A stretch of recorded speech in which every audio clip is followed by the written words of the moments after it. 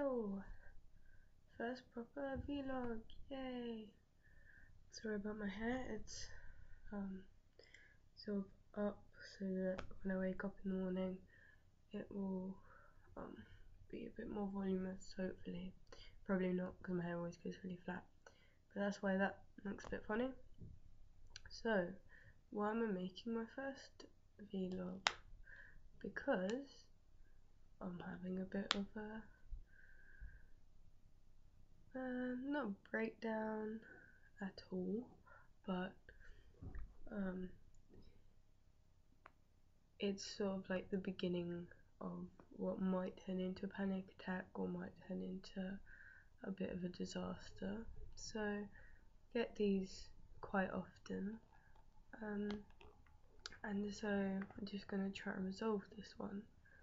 So this one has basically started because I'm home alone. I normally live with my boyfriend. He's not here for about 10 days, probably, maybe 2 weeks. And yeah, I think I had kind of planned to see people tonight and they haven't got back to me about it, so I'm guessing that's not happening because it's about 9:20 now. So I guess I'm a bit disappointed that they haven't contacted me. A bit upset with myself that I don't have that good friends. Well, that's how I'm interpreting the situation. If I just take a moment to use some CBT skills, so I can say I'm overgeneralizing and catastrophizing. So it's not actually that I don't have that good friends. Some particular friends on a particular occasion have let me down. That's true, but that doesn't mean that I have no friends or unreliable friends or not good friends. So it's really funny. And what else? And then I guess I'm just a bit lonely. I think that's fairly normal being on your own. Only people I've really seen today have been went to the careers advice service, so I saw a couple of people there, but not for any real length of time and not properly.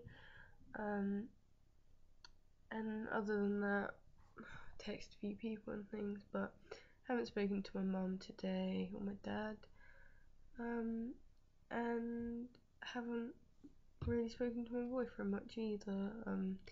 Text about 10 o'clock in the morning, which exchanged a few texts, and then nothing since then, which isn't really a problem.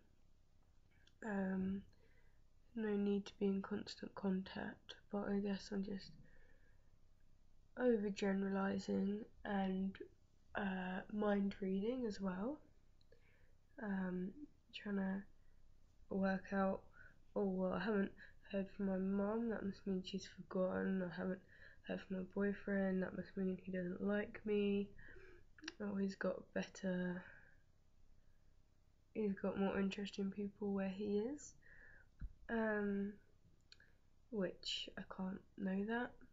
I guess there's a bit of fortune telling. Oh, if I don't hear from anyone today, if I don't do anything with anyone today, I'm not going to do anything with them tomorrow, or all weekend, or ever again. Just blowing things out of proportion. So labeling things like this is a technique that I learnt from CBT.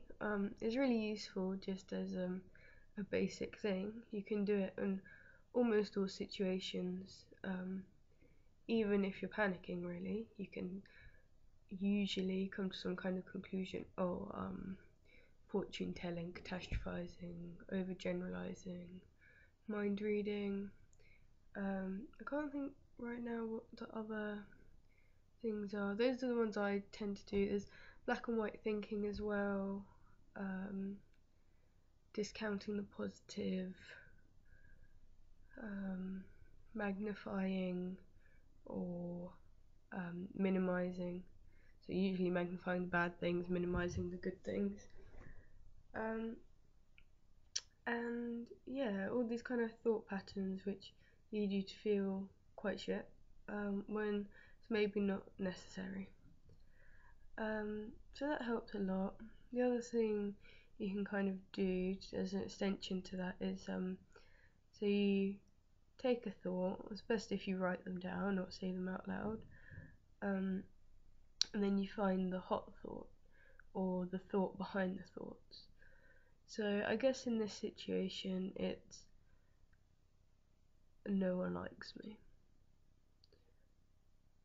is the thought behind it all, behind the panic and why it matters so much that I'm here on my own at the moment. So what you then do is you say, right, is this thought fact or opinion? Well, quite clearly it's opinion. And then you start to say, well, is it a legitimate opinion, or are there some things which can counter that? So you kind of look at the evidence for and against that thought. So nobody likes me. Well, there's people that I was speaking to that have been texting. There's people that might have done things with me today, so that's not them. They must like me to some extent, or did in the past, or whatever.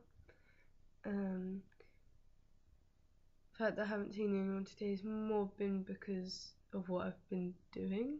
It's not like it's just because nobody likes me. I know that my mum likes me. I know that my dad likes me most of the time. My boyfriend most likely likes me because he's my boyfriend. And if he didn't, he probably wouldn't be my boyfriend. And I do have friends of various degrees, and although my social anxiety has kind of made it difficult for me to make friends, I do have some. And really I should just be grateful for them. Some of them are really, really good friends to me, and some of them are very good people in themselves. So there's that. And what else? I'm gonna sneeze. Oh, excuse me. Yeah. So I guess doing that has made me see things in a bit of a more balanced way. That's what you always want to be aiming for, have a more balanced thought pattern. And so then, now I've done that, I'm trying to think of kind of more practical things, right? So what do I do now? So I've sorted out the main thought of nobody likes me. I've got that as a more balanced thought. Some people like me, they're just not with me right now.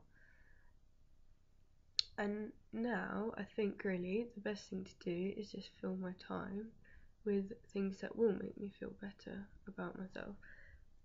It's not practical for me to do anything with people really now. It's quite late and it'd just be annoying to do. I could contact my mum if I wanted for a bit of a chat. I wouldn't call her for reassurance because I'm trying to get out of the habit of trying to get constant reassurance, because that's a safety behaviour really. And what I need to develop is the ability to reassure myself and to soothe myself, because sometimes it's just not practical or possible for someone else to do it. And so really I think I'm just gonna read a bit of my book. So I'm actually doing something, get an early night, Yeah, have a good sleep, wake up in the morning, and then do stuff, and I'm sure it will go away. So, yeah, it's been quite useful saying it out loud. Often I'd write it down or do like a CBT worksheet, but I kind of remember most of the things now. So, and because thought patterns are very habitual, it often comes down to the same few core thoughts that need to be resolved. So, so yeah, it's quite easy to do, quite quick to do now. I'm hoping eventually that will become more of an automatic response. So you get the negative thought and then kind of resolve it just in your head quickly, and that'll be grand. So yeah, I hope that's a bit useful to any of you. It's kind of like an introductory to CBT and kind of one of the basic ideas behind it, just changing your thought pattern. I'll do a more in-depth one about exactly how you do it, maybe show you some worksheets sometime soon. Alright, take care, bye!